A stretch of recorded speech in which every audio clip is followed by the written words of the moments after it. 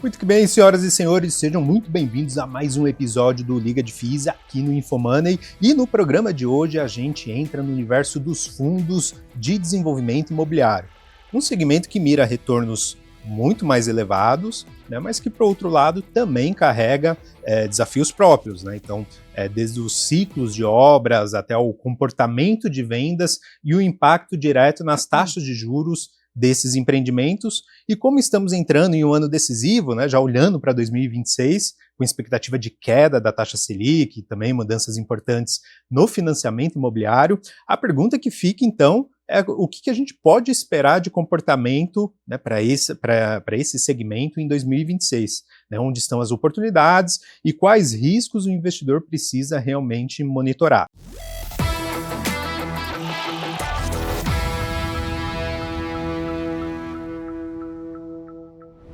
Para esse papo, recebemos hoje dois gestores de peso, né, que vivem o desenvolvimento imobiliário no dia a dia, mas com teses diferentes, aqui para trazer toda a experiência deles para você. Tá? Então, de um lado, a gente tem aqui Pedro Ernesto, né, gestor da TG Core Asset, gestora do Tigar 11, que acredito que muitos de vocês conhecem, têm bastante familiaridade, né? Então um fundo que se consolidou como uma grande referência no modelo de equity em regiões principalmente ligadas ao agronegócio, né, com foco seja em loteamentos, em corporações, né, em multipropriedade. Então muito obrigado por aceitar nosso convite aí, Pedro. Eu que agradeço a oportunidade, vai ser um grande prazer a gente falar aqui um pouco sobre desenvolvimento, um pouco sobre o mercado em geral.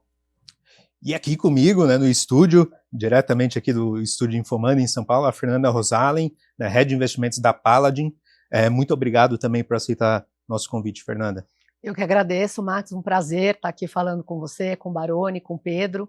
Acho que tem um papo bacana aí para a gente falar um pouco sobre os desafios do ano que vem, né? Vai ser excelente, né? A Paladin é uma gestora global que está expandindo as suas operações, atuando aqui no Brasil também, né, mirando 1 bilhão destinados a tanto o segmento logístico como crédito imobiliário, né, tem uma parceria também relevante com a Head Investments, né, que vocês também já conhecem muito bem em projetos residenciais em São Paulo. Enfim, a Fernanda vai trazer todos os detalhes aqui, mas antes também queria chamar para a nossa conversa, né, o professor Marcos, também conhecido como Baroni. Seja muito bem-vindo para mais uma aí, professor. Legal, pessoal, muito obrigado de fazer parte desse conteúdo aqui de desenvolvimento imobiliário, muita coisa para aprender hoje também. Obrigado, Pedro e Fernanda, por aceitarem o convite. É isso aí, Marcos, a grande pergunta é, né, será que desenvolvimento imobiliário ele vai continuar tendo muito risco para 2026? Ou chegou a hora da gente conseguir colocar um pouco mais ali do pé no chão? Será que com juros baixos? Então, muita coisa para a gente aprender hoje. Vamos ouvir essa turma que respira desenvolvimento aí o tempo todo. Vamos lá, então, para a gente começar nivelando o nosso bate-papo, né, aqui na mesa. Eu queria ouvir primeiro a visão da Paladin, né, que está aqui conosco no estúdio. Né, então, Fernanda, como que vocês estão enxergando o setor de desenvolvimento entrando em 2026, né, em questão de lançamentos, projetos, né, aproveitando também para vocês contarem um pouco mais das duas teses de investimento, a trajetória, a proposta da empresa aqui no Brasil, enfim, fique à vontade. Bacana. Não, legal. Eu vou contar rapidamente um pouquinho da Paladin, acho que para quem não conhece ainda, né? Nós somos uma gestora americana, né, 100% focada em real estate. Nossa sede fica na Califórnia, em Los Angeles. A gente tem escritório em alguns países da América Latina, o Brasil é um deles. A gente tem também escritório na Colômbia, no México e no Peru, né?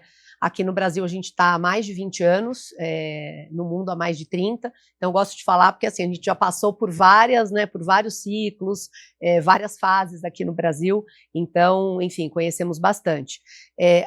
Eu, assim, acho que contando um pouquinho da atuação da Paladin no Brasil, é importante falar que até, eu diria, 3 anos atrás, né, todo o nosso capital investido aqui era um capital internacional e institucional, e nesses últimos 3 anos a gente vem mudando um pouco a estratégia e tentando trazer o investidor brasileiro, né, para a nossa base de passivos.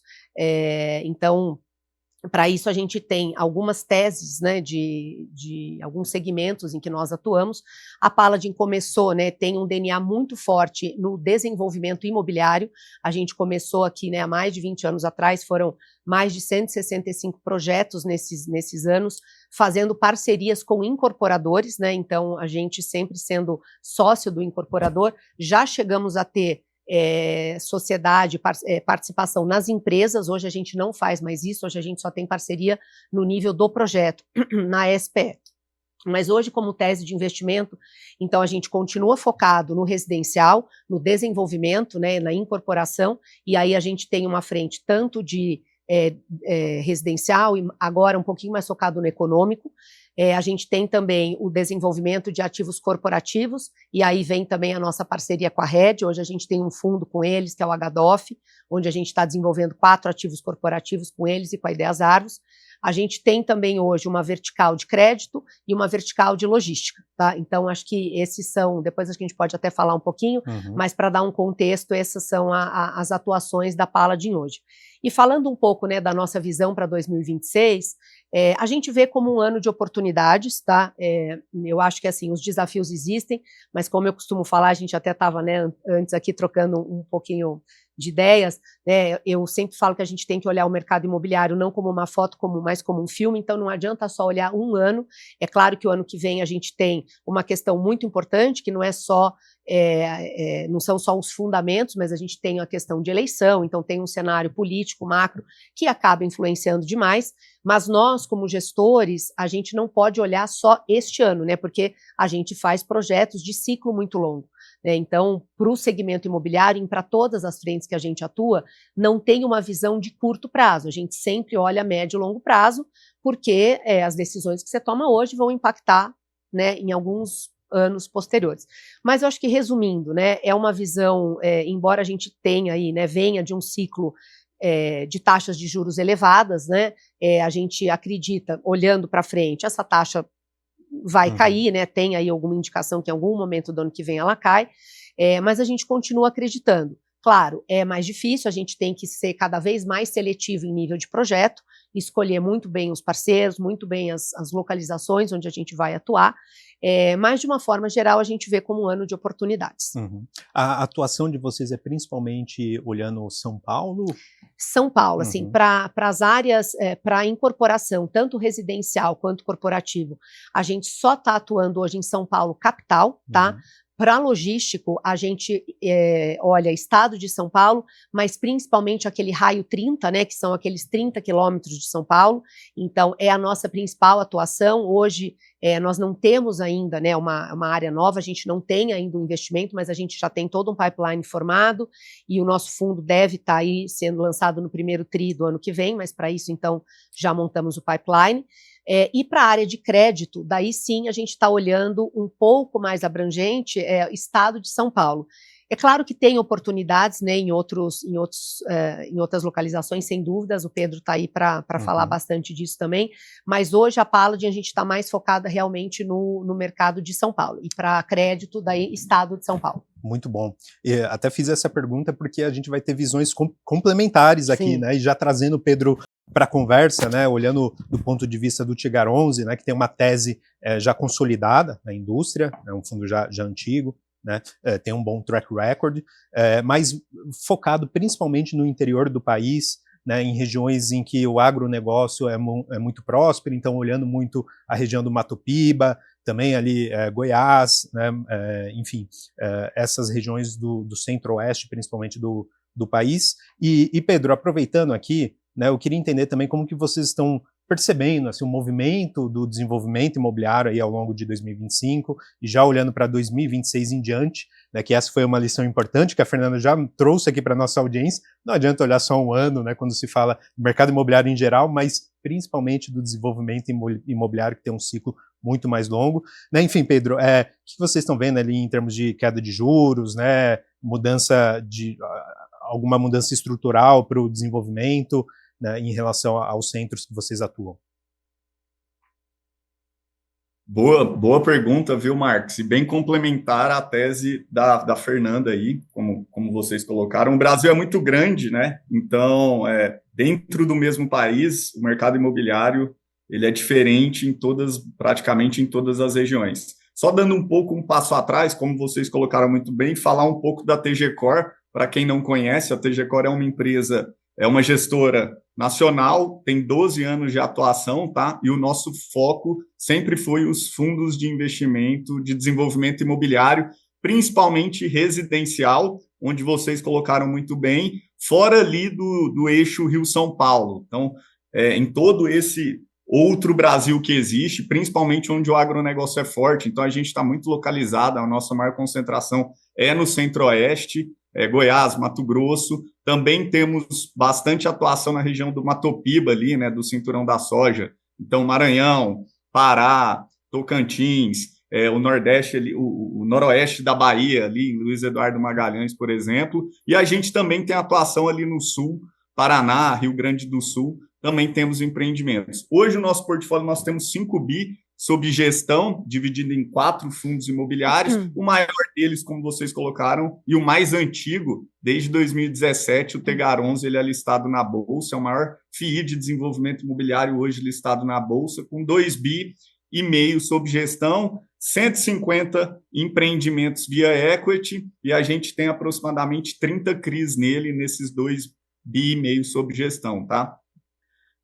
Falando sobre isso, né, de onde a gente está vindo, como a Fernanda, ela até falou, a gente estava falando isso antes, né, o mercado imobiliário, não tem como você olhar a foto, ele é um filme, porque você tem que ver de onde você veio, onde você está, e as decisões que a gente está, os resultados que a gente está colhendo hoje, né, foram plantados há 5, 6 anos atrás. Por quê? Principalmente o desenvolvimento. Desenvolvimento, como eu estava falando, né, ele é no mínimo 6 anos, desde que você aprova o empreendimento até comercialização, construção e depois puxar essa carteira. Quando é rápido, é 6 anos. Então, ele é de 6 a 15 anos para você fazer um investimento e começar a colher isso. Onde nós estamos agora, tá? Nós estamos em um cenário de Selic a 15%, há algum tempo já, né? Essa Selic está a 15%. E para o ano que vem, em um ano de eleição, a gente tem que olhar muito bem para onde vai isso.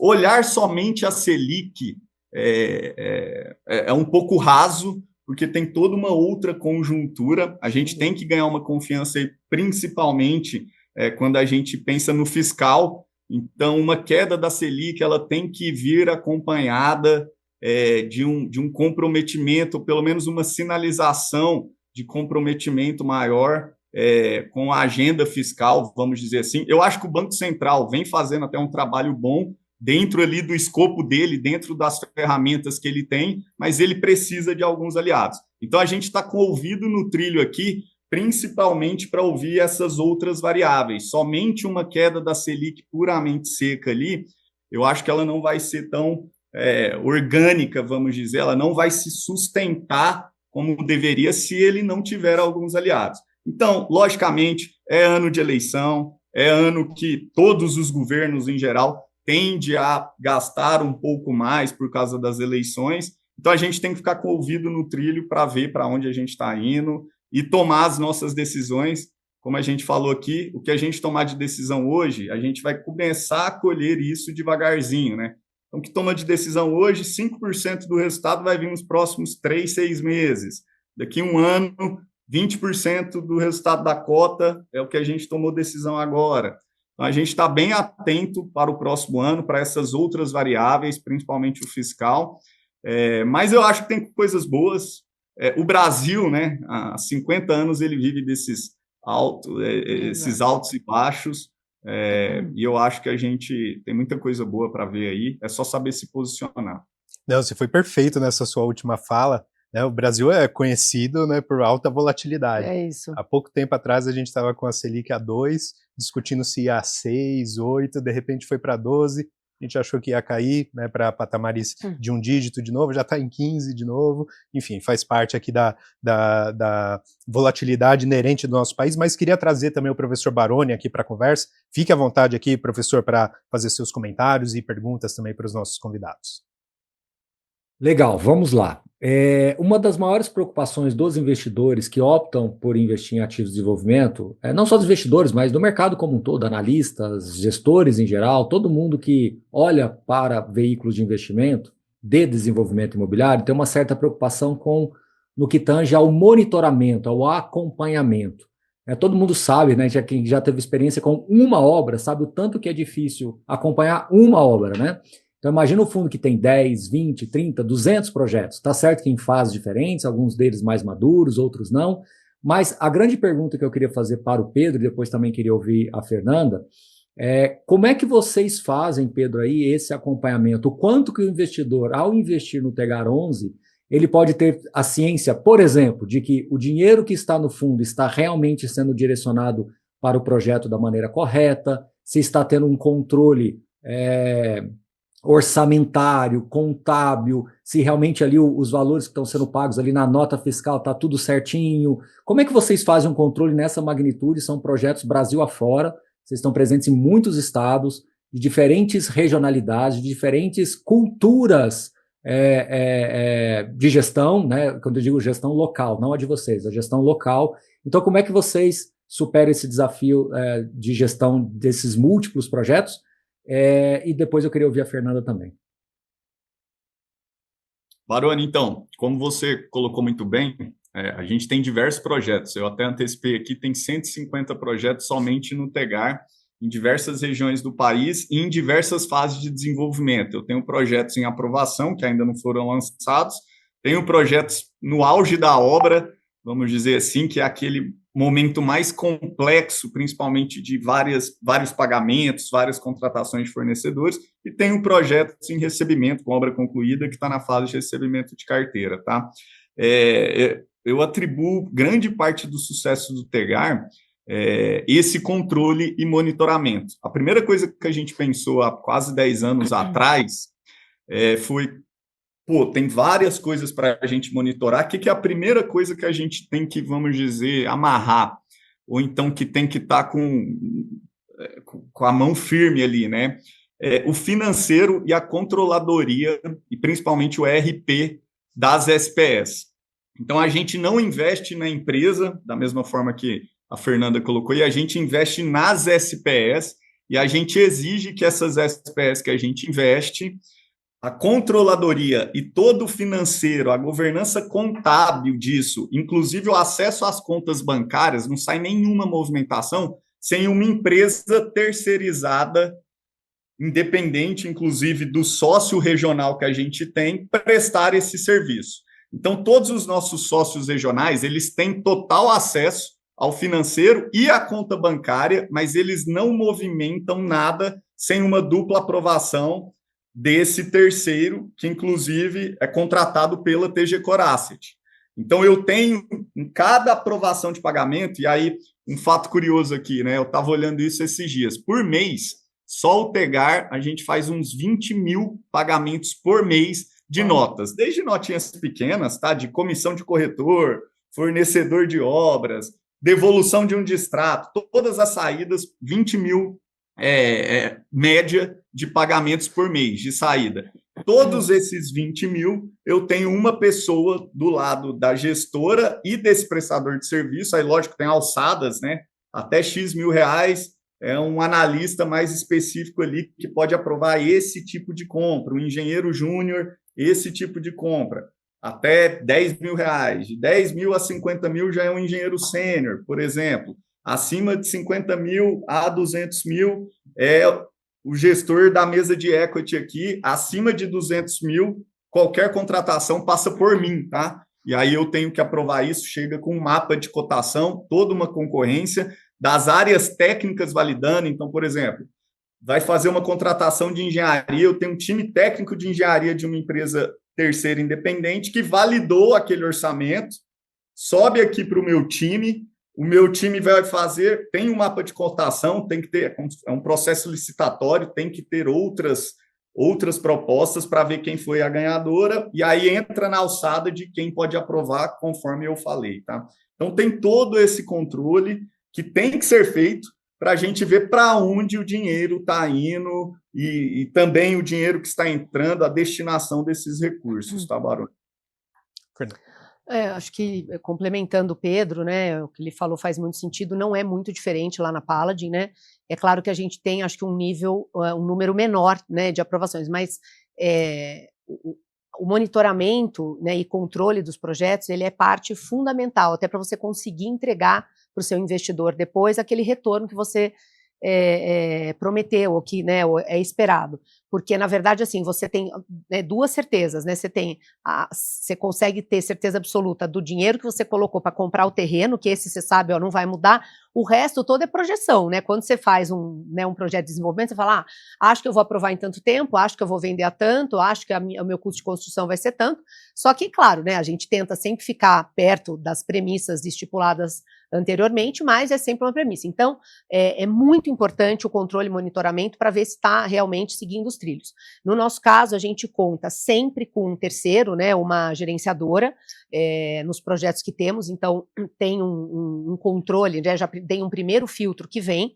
A gente tem uma equipe interna também, a gente tem uma equipe interna de engenharia que acompanha, né, esses projetos todos, até acho que aí aqui uma questão, né, do regional, como nós só estamos aqui em São Paulo, é mais fácil para a gente, e aí eu estou falando no equity, né, o crédito a gente ainda não começou, mas vamos ter também, né, as gerenciadoras, mas no equity, que todos os projetos são em São Paulo, a gente tem uma equipe interna de engenharia que acompanha junto, não só com a gerenciadora, mas também com a equipe da incorporadora. Então, e as aprovações, exatamente como o Pedro comentou também, são alçadas, mas a gente na Paladin aprova tudo, tá? E, inclusive, esses pagamentos, eles saem com aprovações, eu mesma também aprovo alguns, acho que como o Pedro falou, você precisa ter essas alçadas, mas a gente também tem duas contas, a incorporadora, o nosso parceiro, ela não faz um pagamento sozinho, a gente também precisa aprovar. Eles fazem o lançamento, tem todo o sistema, mas tem uma aprovação que depende de nós.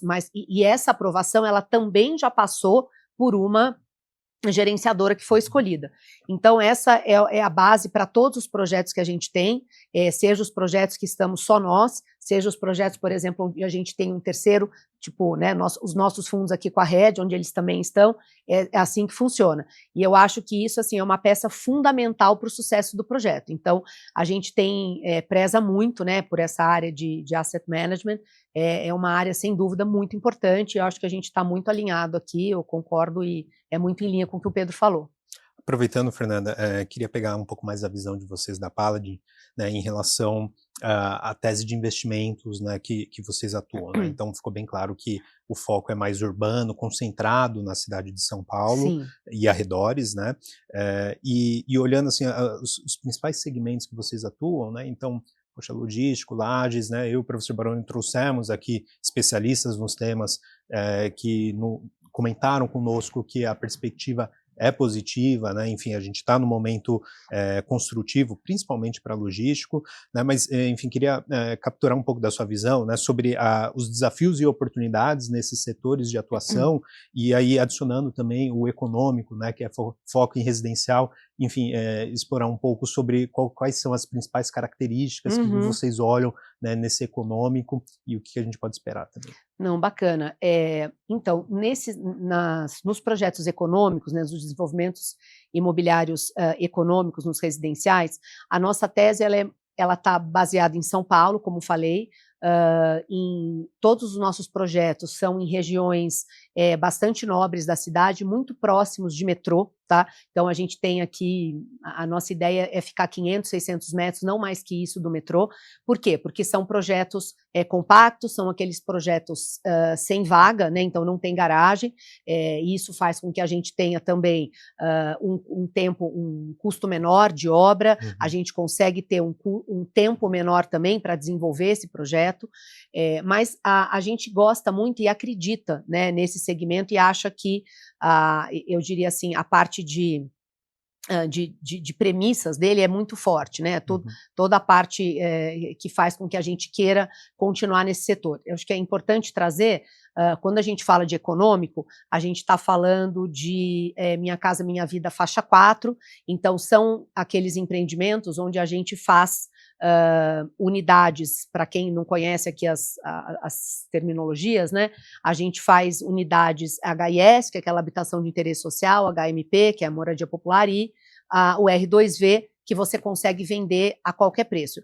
Para quem vem acompanhando o segmento, eu acho que tem aí uma série, né? Tem muita gente com olho aqui, né? Focando, poxa, como é que se vende isso? A gente assim, a gente acredita muito nesse segmento e vem fazendo tudo absolutamente dentro da lei, né? Então a gente esperou até para entrar nesse segmento, a gente entrou só agora em 2025, porque em 2024 tiveram uma série de decretos, né? A legalização desse setor da venda para o investidor, que você precisa ter certeza absoluta que ele, como investidor, ele sabe, ele precisa ficar 10 anos sem vender, ele não pode fazer, principalmente se você compra, né, claro, o HIS, o HMP, você não pode fazer locação short stay, então o Airbnb é proibido, então tudo isso tem que estar muito claro, né?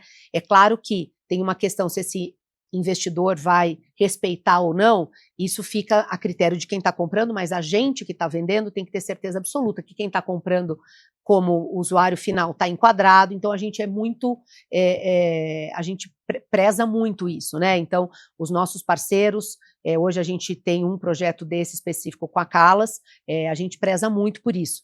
Então, a gente acredita que o fundamento desse setor, ele está aí, assim, falta moradia, né? A gente tem, nas localizações onde a gente atua, você tem muito investidor, sim, mas quando a gente está atuando com um apartamento um pouquinho mais, eu diria, um pouquinho maior, porque a gente faz esses compactos de 24 a 29 metros, que são apartamentos, né, de um quarto, e a gente tem também os que têm aí por volta de 35 metros, que eles são de 2 quartos, esses de 2 quartos, eles acabam tendo mais aderência ao público final, né, assim, a quem está comprando para morar mesmo.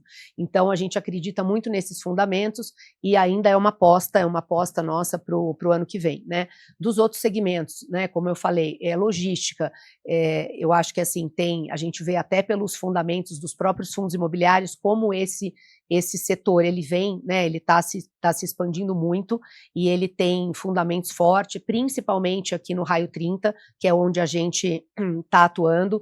A gente vê os preços de locação subindo, a vacância muito baixa para os imóveis AAA, né, no logístico a gente também vai atuar no desenvolvimento, né, onde a gente acredita que tem um valor maior, então também só imóveis AAA, a gente acredita que esses são os mais resilientes também, são os primeiros a serem locados, são os últimos a ficarem vagos, né? E o mesmo vale para o corporativo, né? Como eu já comentei, a gente está desenvolvendo 4 projetos corporativos em parceria com a Rede, com a Ideias Arvos. São projetos que ainda estão em construção, mas que chegam ao mercado entre 2026 e 2027. Na nossa visão, eles estão chegando no mercado num momento muito propício, onde a gente são imóveis, são projetos boutiques, né? Não são projetos você está falando aí, entre 10 e 20 mil metros, mais entre 10 e 15 mil metros de ABL, tá? Então são projetos menores, boutiques, todos eles são autorais, em regiões muito nobres aqui de São Paulo, então eles chegam no momento de pouca vacância, né, vacância baixa, e aluguel, né, por consequência, você tem menor vacância, você começa a ter um aluguel mais puxado. Então, na nossa visão, de novo, né, assim, é muito sólido que se tem por trás disso. Temos certeza absoluta que esses prédios vão ser vendidos muito mais, né, muito mais do que custaram. Então, a nossa atuação está mais ou menos nesses segmentos. Muito bom. Tá? Professor Baroni. Bom, voltando agora para o Pedro, eu queria te perguntar o seguinte, Pedro. O Tegara, ele tem exposição em urbanismo, né, loteamento, multipropriedade, corporação residencial, né, vertical, horizontal, enfim. E você também tem exposição em CRIs, né, em crédito. Lá no passado, teve um momento em que o Tegara estava bastante exposto a CRIs, depois ele começou a ampliar mais para desenvolvimento direto, né, no equity ali diretamente, e agora a gente sente que vocês voltaram um pouquinho mais para os CRIs. Olhando para 2026, com base nesses segmentos que eu te falei, tem algum deles que você acha que vai se destacar mais? É o loteamento, é a incorporação residencial? Qual deles você acha que você quer estar mais exposto? E considerando agora no macro, né? Eu sei que tem um pouco de renda imobiliária lá também, mas vamos focar nas 2 teses principais, que é o desenvolvimento direto ali mesmo e o recebível. Olhando para 2026, qual setor você acha que vai ser mais propenso para investimento? E você quer voltar um pouco mais, ter CRIs na carteira? Sim, Baroni. A gente está agora, até deixei isso claro no nosso gerencial, né? No momento que a Selic esteve mais abaixo, e até quando a gente pegou Selic ali um dígito, né? A gente entrou muito forte nos equities. Então, 2020, 2021. Então, eu saí de uma carteira ali do Tegar, eu tinha 60% de equity, 40% de CRI, e todas as nossas ofertas foram para entrar em equity lá em 2021, 2020, 21, 22, justamente para a gente conseguir um prêmio de retorno, visto que as operações de crédito estavam girando ali mais amassadas, vamos dizer assim, né?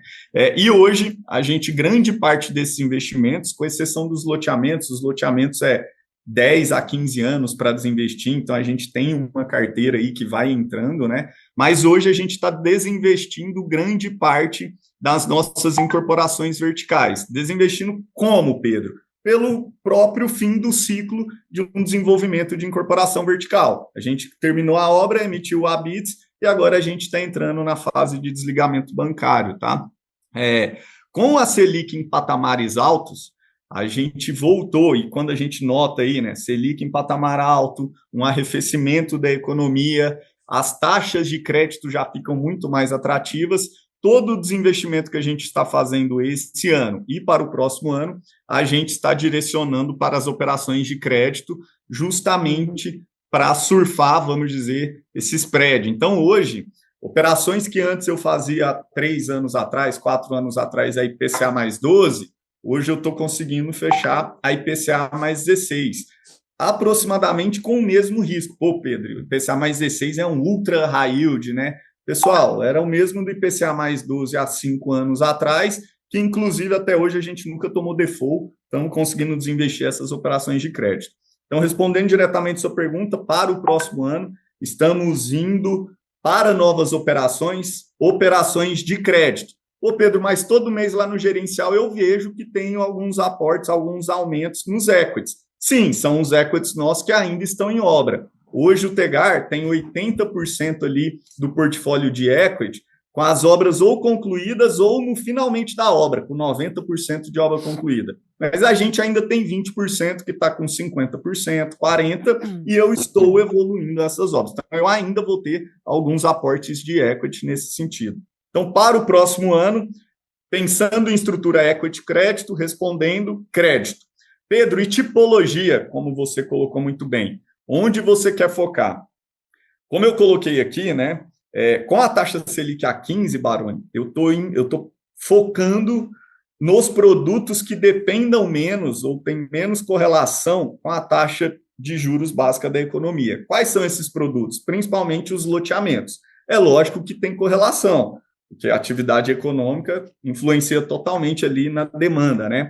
Porém, os loteamentos, quem financia o comprador final é a própria SPE. Os bancos não têm uma linha incentivada, uma linha de crédito incentivada para financiar a aquisição do lote, tá? E aí a gente já joga isso na viabilidade. Então, eu vendo o lote ali em 180 meses, por exemplo, 120 meses em algumas regiões, em outras regiões ali no interior do Mato Grosso, até 48 meses, é menor um pouco, vai depender da região. Então, com a Selic alta, voltamos o nosso foco, que foi sempre o nosso DNA, é o que a gente faz melhor, para loteamentos. Então, respondendo a primeira pergunta, CRI, a segunda pergunta em termos de tipologia, loteamentos, porque as incorporações verticais precisam mais aí, são mais correlacionadas com a taxa de juros básica. Primeiro, para financiar o custo da produção. Então, quando você faz uma incorporação vertical, você busca ali um financiamento à produção, por exemplo, ou um plano empresário. E aí o custo subiu muito. Por exemplo, há um ano atrás, quando você pega dados ali da ABCIP, né, há um ano atrás o custo à produção era de 10,7% ao ano. Hoje, esse custo da produção, então, o empreendedor que ia fazer um financiamento, tomar um financiamento à produção no banco, a taxa média era de 10,8% ao ano. Hoje está em 12,5% ao ano. Aí você fala, pô, Pedro, esses 2%, 1,5% aí de diferença, né? Machuca tanto. A incorporação vertical, que tem uma margem mais apertada, que é de 12% a 15%, quando você joga aí esses 200 bips aí, vamos dizer, em um financiamento que é um prazo médio de 4 anos, ela dá uma machucada. Não inviabiliza, porque você consegue repassar parte para o preço, mas ela deixa um pouco mais apertada, tá? E aí é lógico que tem ótimas oportunidades principalmente aí na região, até que eu conheci os projetos que a Fernanda colocou via Red, e achei muito bacana os projetos que ela falou, coincidentemente, eu vi esses projetos aí, e muito bacana. As regiões ali de atuação deles ganham muito preço, então eles conseguem repassar isso com tranquilidade. Mas, de modo geral, no restante do país, fica um pouco mais difícil da gente conseguir repassar esses preços, tá? Basicamente é isso. E a outra ponta do financiamento também, a incorporação, tem esse custo da produção e também tem um custo do desligamento, que é o comprador final. O comprador, ele financia o apartamento, ele dá ali 5% de entrada quando o apartamento está na planta e paga ali uns 25% a 30% para a incorporadora durante a fase de obra. No Habits, ele faz um financiamento de aproximadamente 70%. E aí ele vai no banco e tem um custo. Há um ano atrás, Baroni, esse custo era de 11%, o custo médio, ao ano, para o comprador PF, ali, o financiador final. Hoje está em 14,5%. Só para você ter noção, trazendo isso para números, né? Hoje, se o cara financiasse um imóvel, uma casa, um apartamento, há um ano atrás, de R$500 mil, ele ia ter uma parcela de R$4.800 aproximadamente, 4.700 e quebrado.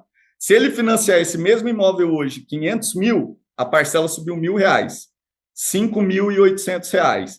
Com isso, ele tem que ter, antes ele deveria ter uma renda de 15 mil, agora ele tem que ter uma renda de 19 mil. Ou seja, já elimina muita gente do topo do funil, porque antes era uma renda de 15 mil, comprava aquele AP, agora tem que ser 19 mil. A renda da população não cresceu isso tudo em um ano.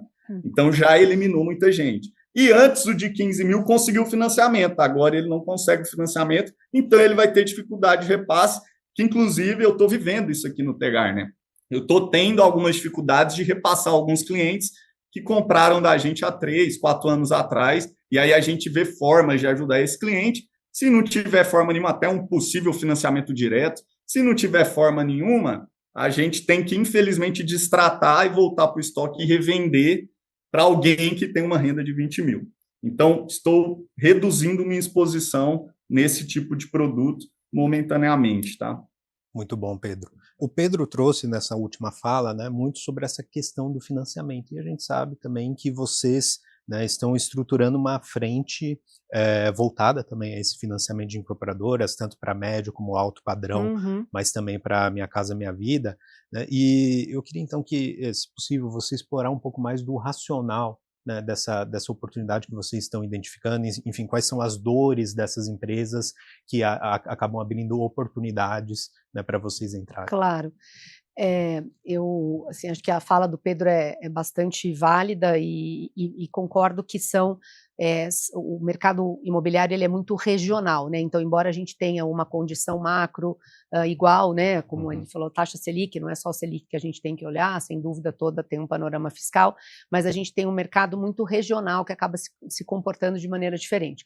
E a gente decidiu entrar no crédito porque, assim, todos esses anos de atuação via equity e sendo parceiro do incorporador sócio, a gente sabe, né, as dores do incorporador, né, e a gente acabava deixando passar muita operação que a gente não fazia no equity e podia fazer no crédito, mas a gente não tinha bolso, e agora, então, enfim, estamos atuando na frente de crédito. Eu acho que hoje eu sinto assim, tem duas principais dores, né, do incorporador, e a gente está muito na incorporação vertical, né, acho que um pouquinho diferente do Pedro, também olhamos, claro, a gente olha sim alguma coisa de loteamento, mas como eu até comentei anteriormente, mais aqui o nosso foco acaba sendo, eu diria, 80% estado de São Paulo. Mas acho que a dor do incorporador hoje, acho que uma principal é o funding, né? Porque, sem dúvida alguma, a gente vê o acesso ao plano empresário, ele não é mais tão simples e tão fácil como ele era há alguns anos atrás, e o custo desse funding, né? Acho que o Pedro trouxe essa informação da BCIP, é isso mesmo, né? O funding vem aumentando, então, mesmo antes, casas, né, incorporadoras com nomes muito bons, que tinham esse acesso, hoje acabam não tendo para todos os produtos. E aí eu acho que surge, sem dúvida, uma oportunidade para o crédito, né? Então eu acho que tem a dor do financiamento, né, do plano empresário, quer dizer, não só é o acesso ao plano empresário e o custo desse plano. E o que a gente vê também nas regiões que a gente atua é assim, os terrenos também têm ficado mais caros, né? Então hoje existe, e a forma de pagamento desses terrenos também. Então, nessas regiões mais nobres, é muito comum que você tenha na negociação do terreno um pagamento ou uma parte importante desse pagamento à vista. Então, isso acaba descapitalizando o incorporador, né? Então, eu diria que esses dois cenários, eles são, esses dois pontos, eles compõem esse cenário que acabam trazendo oportunidades. Então, na tese do crédito, o que a gente está fazendo? Atuando para o financiamento à construção, então a gente tem, né, especificamente uma atuação aqui, onde a gente acaba... hoje a gente está levantando esse fundo, a gente tem aqui, provavelmente, estamos fechando já em breve, mas é um parceiro institucional, então a gente consegue ser, eu diria, bastante competitivo em termos de custo, aqui comparado a plano empresário, e de forma bastante flexível. Então a gente consegue fazer os desembolsos mensais, eu consigo colocar também... então, tem essa parte do financiamento. Aí a gente consegue colocar, de outra forma, a parte do financiamento do terreno, eu consigo colocar outorga, CEPAC. Então, abre uma brecha aqui para que a gente consiga ter operações. Eu acho que a gente consegue originar bastante essas operações em casa. Então, tem uma originação proprietária que é muito interessante, e claro, tem um spread, evidentemente, dependendo de do tamanho do incorporador, do tipo do projeto.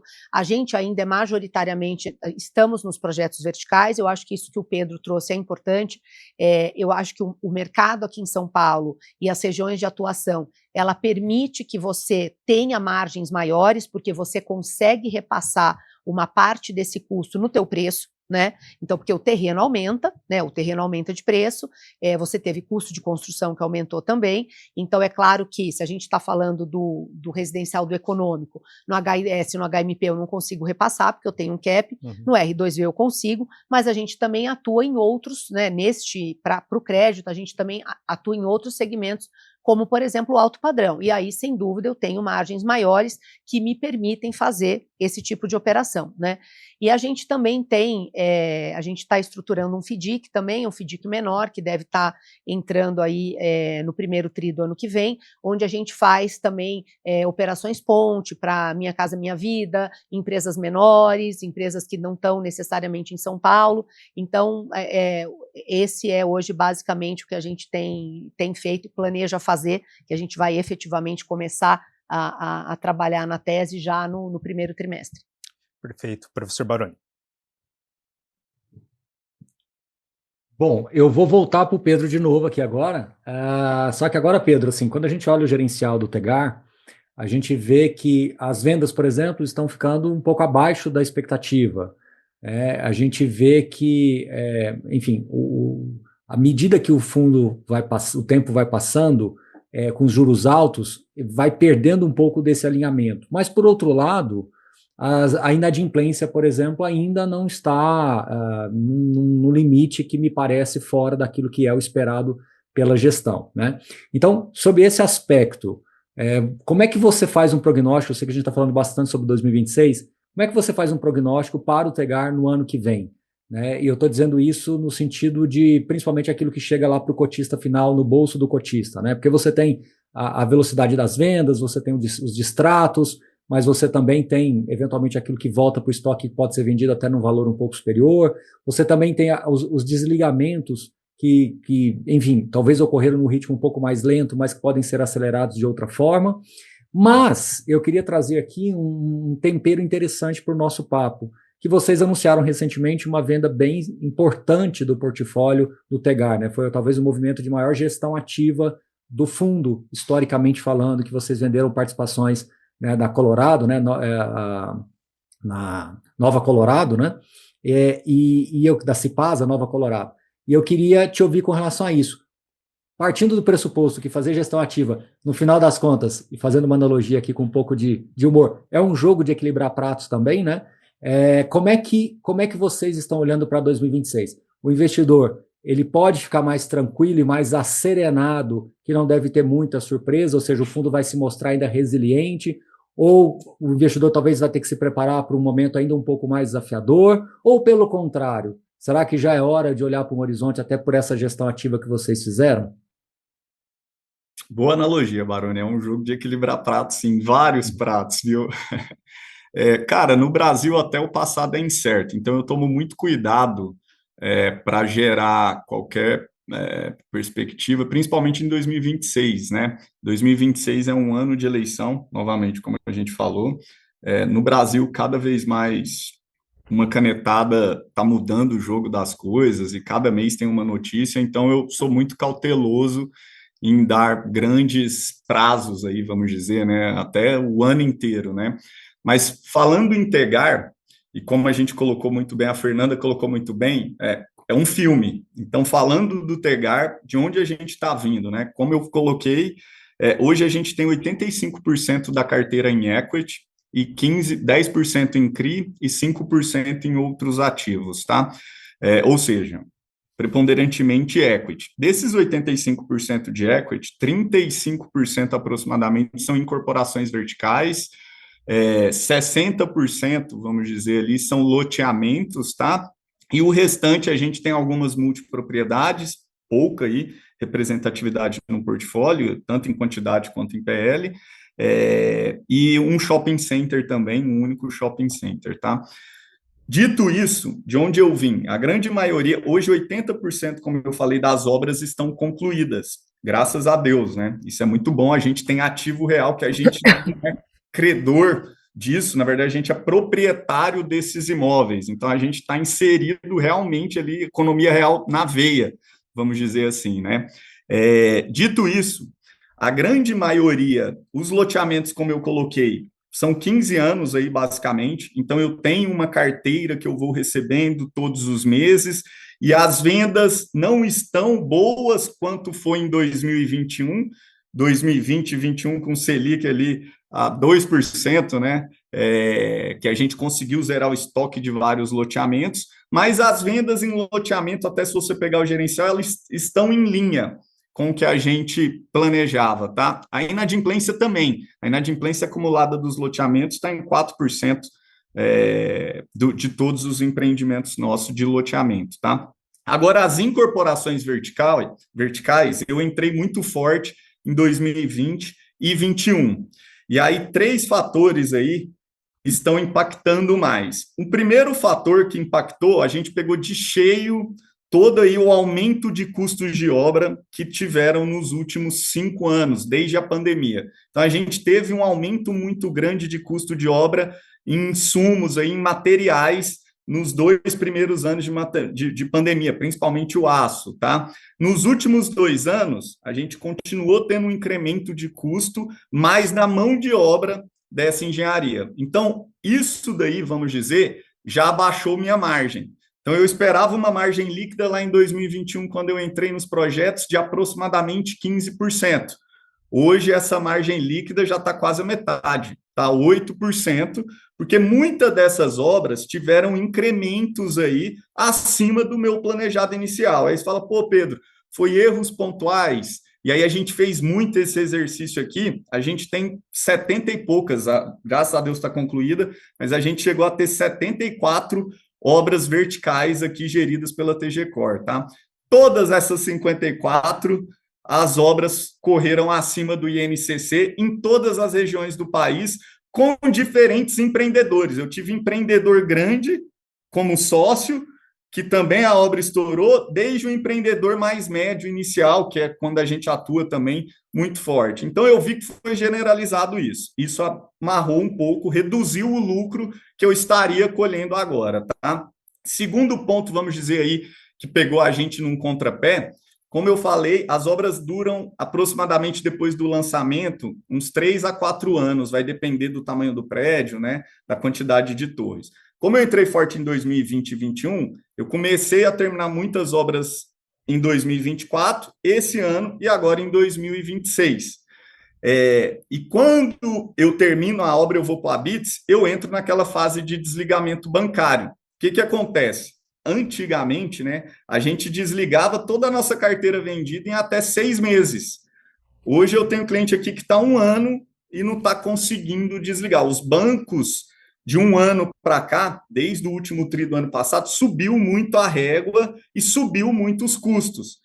O que isso acarreta? Eu tenho um imóvel pronto, eu tenho até um cliente, um VP de carteira aí a receber, só que isso não está se convertendo em caixa, que é o que eu distribuo para os nossos cotistas. A gente está trabalhando fortemente nisso, tá? Para até dar outras opções, como uma tabela de financiamento direto. Então, eu não quero fazer igual um loteamento, né? Mas eu estou pensando ali até em alguns projetos, cara, vamos financiar até 36 meses, se o cara tiver uma capacidade ali e se eu não tiver conseguindo crédito bancário. Então, a gente está fazendo esse tipo de coisa. Mas a verdade é que esse ano a gente teve uma quebra de recebimento caixa, vamos dizer assim. Então, o contábil, o imóvel está lá, ele foi valorado, né? Então, ele tem o valor dele. Inclusive, se ele voltar para o estoque, ele vai voltar a valores corrigidos, já considerando o novo custo, né? Essa é a parte boa, mas o caixa, vamos dizer assim, está travado. E eu preciso ter resultado caixa para liberar para os nossos cotistas. Pedro, para o próximo ano. Mês passado, a gente teve uma notícia boa aí, né? O governo até facilitando aí, incentivando, né? O desligamento bancário, que vai ser via caixa, no caso, né? E aí isso tende a puxar para os outros bancos. Só que fim de ano, a Caixa Econômica ali em novembro, dezembro, eles são sempre mais morosos. O primeiro tri é sempre a expectativa maior de velocidade para liberar, né? Que aí os recursos viram, o ano, o exercício vira, então a Caixa solta mais um pouco de dinheiro no primeiro tri. Então a gente tem essa boa expectativa, a gente tem alguns projetos, 5 projetos de Minha Casa Minha Vida que estão concluídos e a gente vai começar a receber nos próximos trimestres aí, incluindo agora o próximo tri.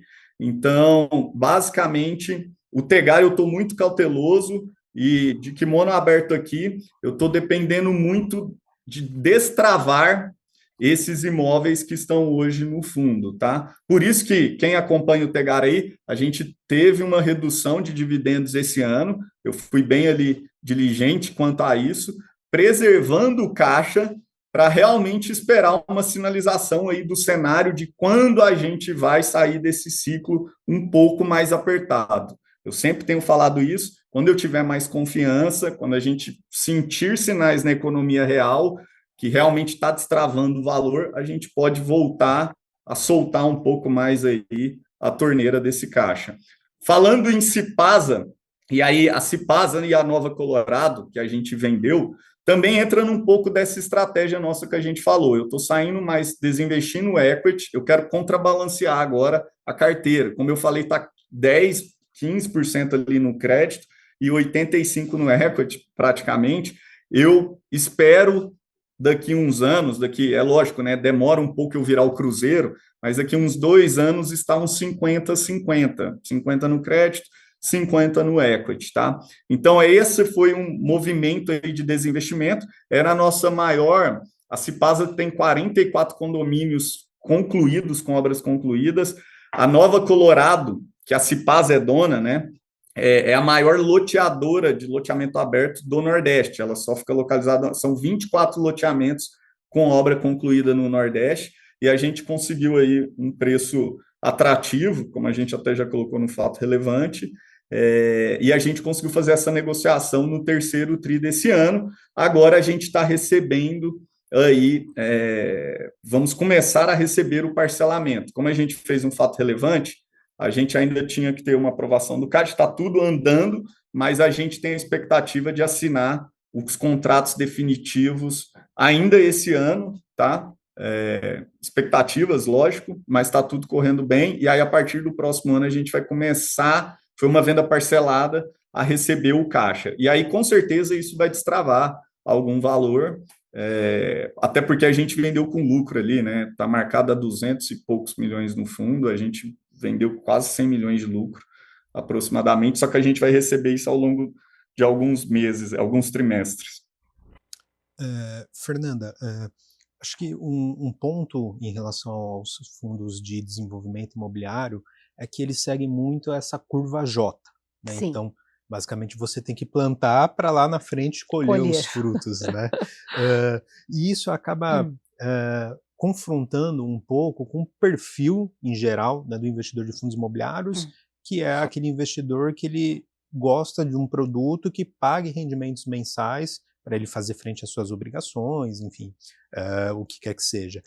Como que você vê essa dicotomia, né, entre esse perfil de investidor olhando mais varejo, né, e em relação à tese do desenvolvimento de um fundo imobiliário, né, e você comentou também logo no início aqui do papo, né, que o funding de vocês era principalmente internacional, agora migrando cada vez mais para o nacional aqui no Brasil, mas ainda muito um investidor profissional. Vocês estão mirando cada vez mais o varejo, enfim, quais oportunidades vocês têm identificado ali para atingir o varejo, se for o caso, né, e também lidar, né, com essa questão, né, essa dicotomia? Sem dúvida é um ponto importante, o Pedro deve sofrer bastante com isso também.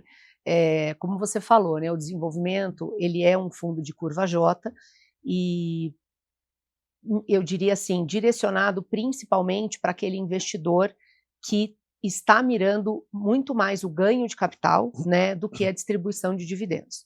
Mas assim, dito isso, a gente entende, né, que no varejo existe, sem dúvida, né, assim, acho que tem uma oportunidade ali muito grande em termos de captação, de colocar esse fundo para varejo. Mas a gente tem que driblar, né, como é que fazemos isso? Então, acho que uma das coisas possíveis, né, e foi até algo que a gente fez recentemente nesse último fundo que captamos em parceria com a Rede também, é você estabelecer cotas, né? Então, a gente fez uma captação de um fundo de desenvolvimento, esse voltado para projetos econômicos, com cota sênior e cota sub, né? É uma subordinação de 75%, e a cota sênior, ela paga um dividendo preferencial, né? Preferencial, não é garantido, né? Nesse caso, como ainda foi para o investidor institucional, a gente acabou conseguindo fazer a cota sênior, ela acaba pagando um preferencial de CDI mais 4, num cenário base, podendo chegar a CDI mais 6,5, e a sub ela vai pagar a CDI mais 24. Então, quando você estrutura em cota sênior e cota sub, você consegue atrair, né, investidores com perfis diferentes e, eventualmente, consegue também, na cota sênior, fazer uma distribuição, eu diria, antecipada de dividendos. Eu digo antecipada porque, assim, no fundo de desenvolvimento residencial, você não tem aquele reloginho, né? Sim. Então, o que a gente consegue fazer é o seguinte, os projetos, eles vão entrando no fundo e eles têm, obviamente, eles vão maturando, né, em momentos diferentes.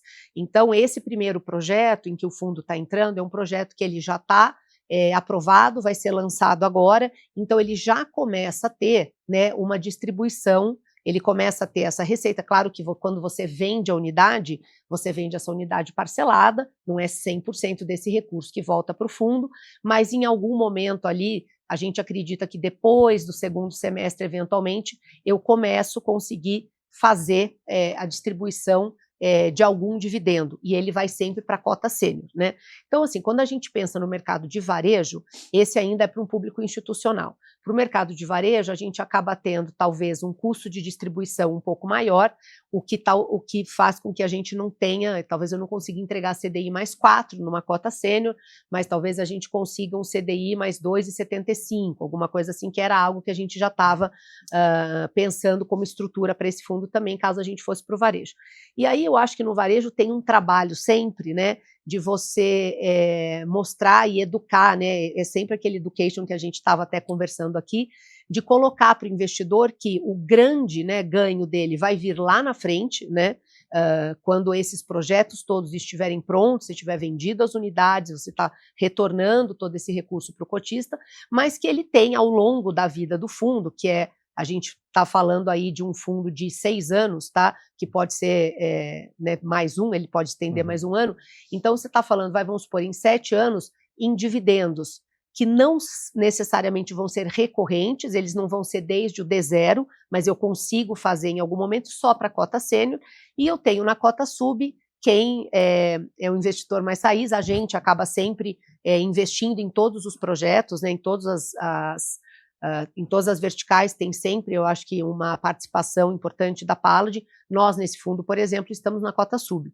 Então, eu acho que quando a gente consegue fazer esse tipo de fundo, estabelecendo cotas diferentes e talvez priorizando, né, como é o caso aqui, a distribuição de dividendos para sênior, você consiga trazer um pouco mais desse investidor varejo, mas que entenda, né, aquele reloginho, né, o fundo de desenvolvimento, um reloginho de dividendo, eu acho difícil, mas você tendo um dividendo preferencial em algum momento, né, passado aí os primeiros 8 meses de fundo, poxa, num fundo de 7 anos, se você esperar, né, 8 meses não é nada, né, então eu acho que nesse sentido, com essas estruturas um pouquinho mais, talvez não sendo um fundo de cota única, a gente consiga trazer esse investidor mais de varejo, né? Hoje esse fundo, também acho que uma outra, ele é um fundo setipado, né, hoje, que foi o que a gente encontrou aqui como a melhor maneira de conseguir adequar aqui todos os interesses envolvidos.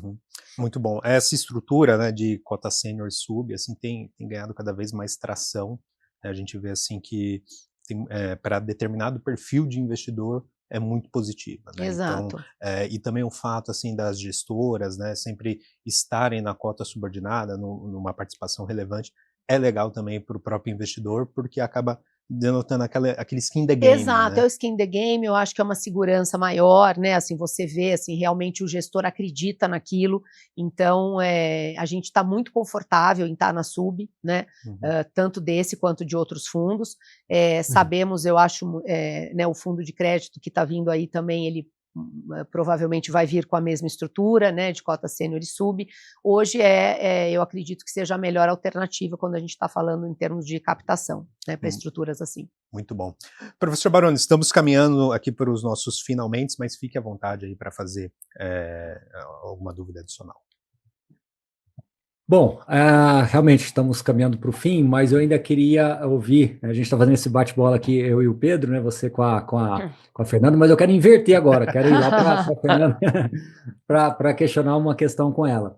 Fernanda, você tem uma expertise muito grande, um embarcado nos imóveis, não só desenvolvimento, mas imóveis de renda como um todo, né? A nossa vida profissional já se cruzou algumas vezes aí no passado, mas de lá para cá o mercado mudou bastante. E eu queria te ouvir um pouquinho sobre como é que você está enxergando hoje os fundos de renda que também tem alguma coisa temperando com o desenvolvimento. Então os fundos estão ficando tão grandes, você pega um fundo de logística tão grande, e ele tem espaço para desenvolver ali.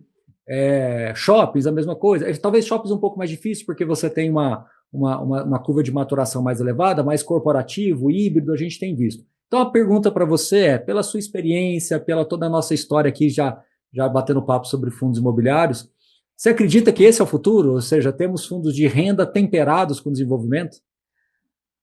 Olha, ótima pergunta, Baroni, assim, difícil falar, né? Mas olhando, quando a gente olha que o tamanho que esses fundos vão atingir, na minha opinião, é muito viável, sim, que a gente tenha fundos cada vez mais, eu não diria híbridos, porque são fundos de renda, eu acho que eles continuam sendo fundos específicos por segmento, né, por setor, então você vai ter o fundo logístico sendo logístico, né, o fundo de corporativo sendo corporativo, mas sim, eu acho que cada vez mais trazendo oportunidades em desenvolvimento. Eu acho que tem algumas questões aqui, né, existe sempre, eu acho que uma dificuldade também em colocar bons ativos performados para dentro dos fundos, então você ter a possibilidade, né, o gestor conseguir ter uma parte da carteira onde ele vai desenvolver, né, um ativo AAA, que a gente aqui, eu acho que sempre fala bastante, os corporativos que sempre acabam sendo os mais resilientes, os ativos, tanto os corporativos quanto os logísticos mais resilientes, são aqueles enfim, que estão nas melhores localizações e que têm as melhores características técnicas, então são os AAAs. Se esse gestor tem a capacidade, né, tem a oportunidade de desenvolver, eu acho sim que vai fazer parte do futuro, principalmente pelo tamanho, né? A gente olha aqui grandes consolidações de fundo, eu acho que a indústria vem ficando cada vez maior, né? Então, nesse sentido, acho muito, muito interessante, acho que a indústria caminha para isso, é a minha visão. Vejo também que cada vez a gente não vai mais ter, né, os fundos monoativos, né, eles já estão aí caminhando totalmente para a sua finalização. O mercado não aceita mais isso, né? Você precisa ter um fundo grande para você ter principalmente liquidez para o investidor, para você poder atrair tanto investidor varejo quanto investidor institucional, que precisa ter uma liquidez mínima para poder estar naquele fundo, com também um mínimo de investimento que faz que ele precisa para conseguir fazer a operação. Então, na minha visão, até quando a gente olha indústrias mais maduras, né, mesmo nos Estados Unidos, você tem muito isso, né? Você tem sim esses fundos que são que conseguem, são fundos de renda, mas eles começam desenvolvendo o ativo. O que obviamente tenta se fazer nesse momento é que durante esse desenvolvimento você tenha algum tipo, né, de rendimento, porque eu acho que aí é a questão, né, como é que você remunera, né, o seu investidor, né, como é que é o dividend yield durante o período da construção, mas eu acho que tem estruturas que a gente consegue fazer isso, você consegue colocar ali algum tipo de dívida. Então, Baroni, assim, respondendo a tua pergunta, na minha visão, eu acho que vai ser cada vez mais comum a gente olhar fundos de renda, tanto de corporativo quanto de logístico, desenvolvendo ativos. Logístico, principalmente, porque o ciclo é muito menor. Concordo com você quando você fala de shopping. Shopping, realmente, a maturação é muito longa, né? Não faz sentido você colocar, na minha visão, né, num fundo de shopping, mas enfim, não sou gestora de shopping, mas me parece não fazer sentido, mas tanto corporativo quanto logístico, acredito que a gente vai ver cada vez mais esse tipo de operação nos fundos de renda atual. Vou aproveitar aqui a deixa do professor Baroni também para fazer uma troca aqui, perguntando diretamente para o Pedro. Para encerrar aqui o nosso bate-papo, então, Pedro, poxa, vocês do Tigar acho que foram um case, né, de sucesso no sentido de saber mesclar muito bem essa questão do rendimento recorrente, né, e ao mesmo tempo em que se faz, né, investimentos em desenvolvimento, que tem curva J, então uma maturação mais longa, né? E aí eu queria entender, então, quais que são as perspectivas que vocês identificam para o segmento de desenvolvimento imobiliário, de modo geral, né, olhando daqui para frente, né, para além dessa conjuntura ainda complexa, né, como a gente trouxe aqui no bate-papo, e mais do que isso, né, então, para finalizar, até você deixar uma mensagem final, enfim, para quem nos assiste. Boa. Bom, realmente, a gente foi um dos primeiros aí, né, a fazer os fundos de desenvolvimento, e o Tegar, basicamente, a gente equilibrou isso no início. Essa estrutura de cota subordinada veio aí nos últimos 2 anos, a gente tem algum desses fundos, inclusive eu acho que vai ajudar bastante a cobrir essa curva J, mas o Tegar lá, 8 anos atrás, a gente mesclou muito colocando crédito no início, então era basicamente 50-50. Os dividendos dos 2 primeiros anos do Tegar eram um pouco menores do que os dividendos médios, vamos dizer que depois a gente conseguiu subir esse dividendo, então ali em 2018 era 80 centavos, e era tudo bem, a gente estava crescendo o fundo, alocando, e a gente tinha um pouco mais de porção de crédito, tá? Mas a gente conseguiu fazer essa mescla. Para os próximos anos, e aí o investidor varejo, né, não adianta você, como a Fernanda colocou muito bem, não adianta você falar, vamos esperar essa curva J, que você vai colher algo, 25% de TIR lá no futuro. Engraçado, eu vejo os haters sempre tem do Tegar, eles falam, é um fundo de desenvolvimento que entrega 15% ao ano. Historicamente, a gente entrega de dividendo 15% ao ano, tá? Desde o início, quando você pega ali. Mas desenvolvimento é 25%. E aí, uma das coisas que eu respondo cara, se eu tivesse o tempo ali, se você me desse 6 anos sem precisar distribuir dividendo, eu podendo alocar 100% no desenvolvimento, eu te entregaria no 7º ano 25% de dividendo. Mas como eu tenho que, desde o primeiro mês, mesclar minha carteira e desinvestir parte disso, eu não consigo potencializar esses 25%. Esse equilíbrio, essa balança que eu tenho que fazer, acaba me puxando para 15%, que eu considero muito bom até e satisfatório. Eu sou investidor do Tegar, estou feliz com os meus rendimentos lá desde sempre, tá? Mas basicamente é isso. Para o futuro, né, eu falei aqui de muitas incertezas, né, até acho que um viés um pouco pessimista, eu acho que eu posso ter transparecido, mas na verdade é que, por exemplo, a gente passou em um outro cenário lá no início, quando a gente era bem menor, mas as dificuldades por ser menor são diferentes, mas são tão complexas quanto.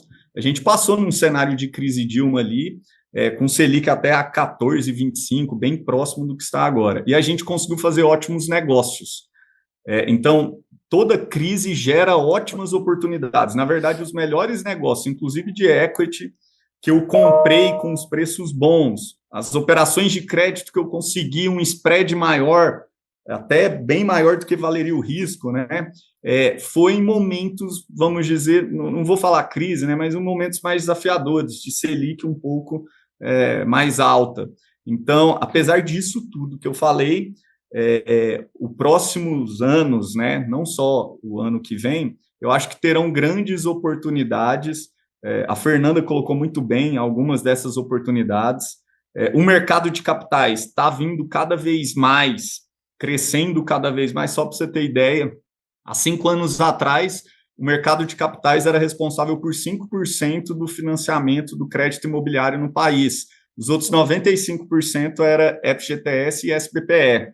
Hoje, o mercado de capitais já está próximo de 30%.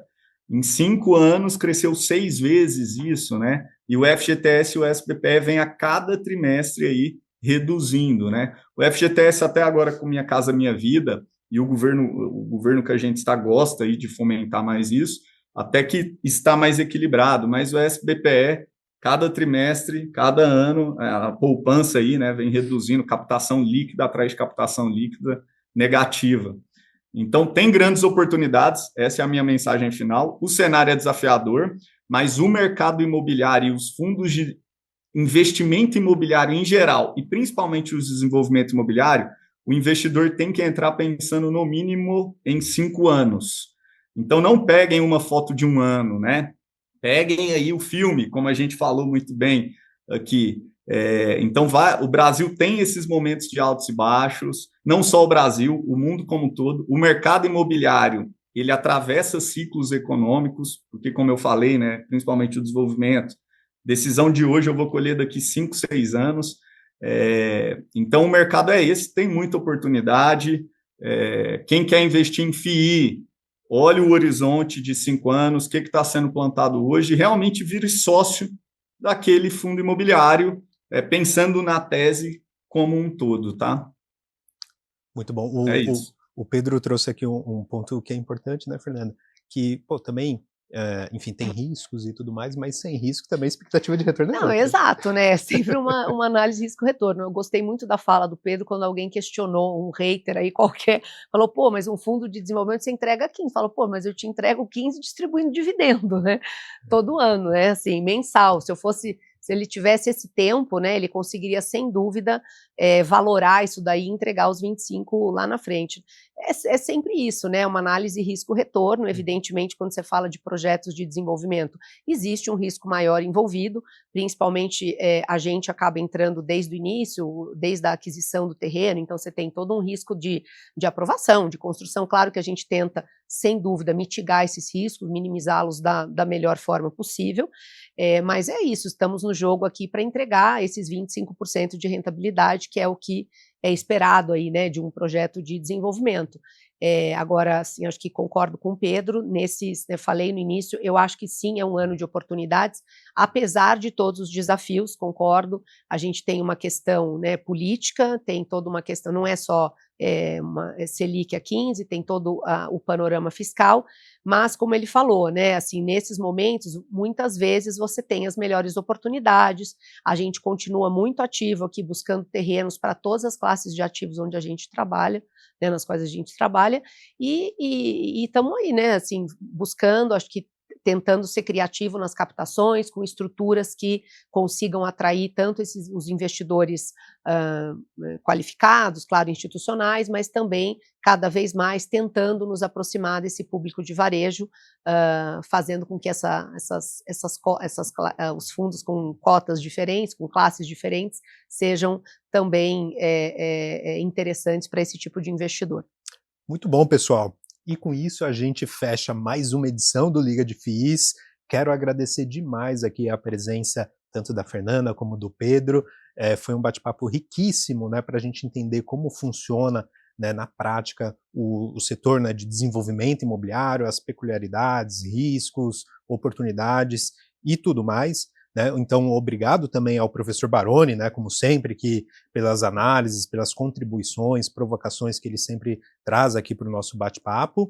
E é isso, né? Então, para você que está nos acompanhando aqui, também já aproveite para deixar o seu like, né, se inscrever no canal, ativar o sininho, né?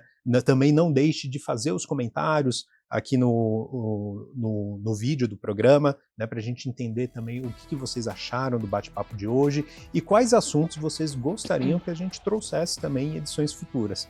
Né? Então mandem os comentários aqui, pois a gente sempre está de olho, tá bom? Então muito obrigado mais uma vez a todos e até a próxima. Um grande abraço.